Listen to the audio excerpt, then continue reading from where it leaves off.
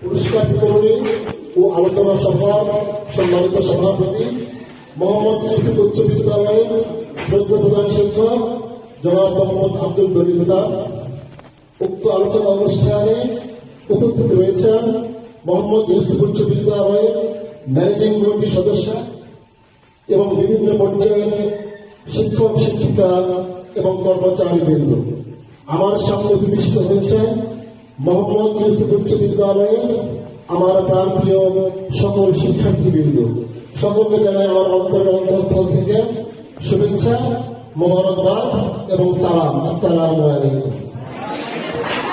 সম্মানিত উপস্থিতি, আমি আমার বক্তব্যের শুরুতে প্রথমে গভীর শ্রদ্ধার সাথে স্মরণ করছি মোহাম্মদ ইউসুফ উচ্চ বিদ্যালয়ের সম্মানিত প্রতিষ্ঠাতা ম্যাডাম অধ্যক্ষ নাসরিন বেগমকে আমি গভীর শ্রদ্ধার সাথে স্মরণ করছি। সম্মানিত উপস্থিতি, আপনারা নিশ্চয় অবগত আছেন আজ মোহাম্মদ ইউসুফ উচ্চ বিদ্যালয়ে 2025 সালে বার্ষিক ক্রীড়া প্রতিযোগিতা, সাংস্কৃতিক অনুষ্ঠান, পুরস্কার বিতরণী ও আলোচনা অনুষ্ঠান। এই বিদ্যালয়ে সকল শিক্ষক শিক্ষিকা, কর্মচারী এবং সকল শিক্ষার্থীদের ঐকান্তিক প্রচেষ্টা এবং আজকে এই পুরস্কার বিতরণী অনুষ্ঠানের মাধ্যমে মোহাম্মদ ইউসুফ উচ্চ বিদ্যালয়ের বার্ষিক ক্রীড়া প্রতিযোগিতা সফলভাবে সুসম্পন্ন হয়েছে বলে আমি বিশ্বাস করি।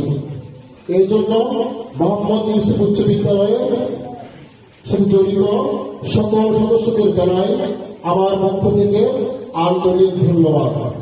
সেই সাথে বিশেষভাবে ধন্যবাদ জ্ঞাপন করছি আমাদের অভিভাবক মোহাম্মদ ইউসুফ উচ্চ বিদ্যালয়ের শ্রদ্ধা প্রধান শিক্ষক জনাব মোহাম্মদ আব্দুল দরিদ্র স্যারকে।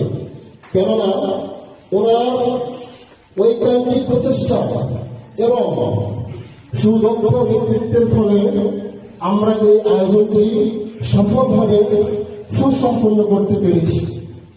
সম্মানিত উপস্থিতি, আমি বিশ্বাস করি খেলাধুলা মানুষের জীবনে একটি খুবই গুরুত্বপূর্ণ একটি অংশ।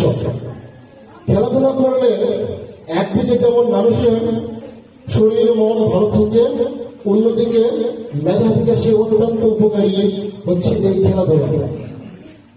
আমি মনোবিজ্ঞানের ভাষায় একটি কথা বলতে চাই। কথাটি হচ্ছে, একজন অপরিচিত ব্যক্তি আরেকজন অপরিচিত ব্যক্তির সাথে খুব সহজে সুসম্পর্ক স্থাপন করে এই খেলাধুলা। আমি আমার প্রাণপ্রিয় শিক্ষার্থীদের প্রতি উদাত্ত আহ্বান জানাবো, আমরা প্রত্যেকদিন পড়াশোনার পাশাপাশি নিয়ম করে প্রতিনিয়ত এই খেলাধুলাটা চালিয়ে যাব। তাহলে আমাদের শরীর মন ধরে ভালো থাকবে এবং আমাদের মানসিক বিকাশে অত্যন্ত উপকারী হবে বলে আমি বিশ্বাস করি। যাই হোক, সকলের সুস্বাস্থ্য এবং দীর্ঘায়ু কামনা করে আমি আমার সংক্ষিপ্ত বক্তব্য শেষ করছি। সকলকে ধন্যবাদ। আসসালামু আলাইকুম।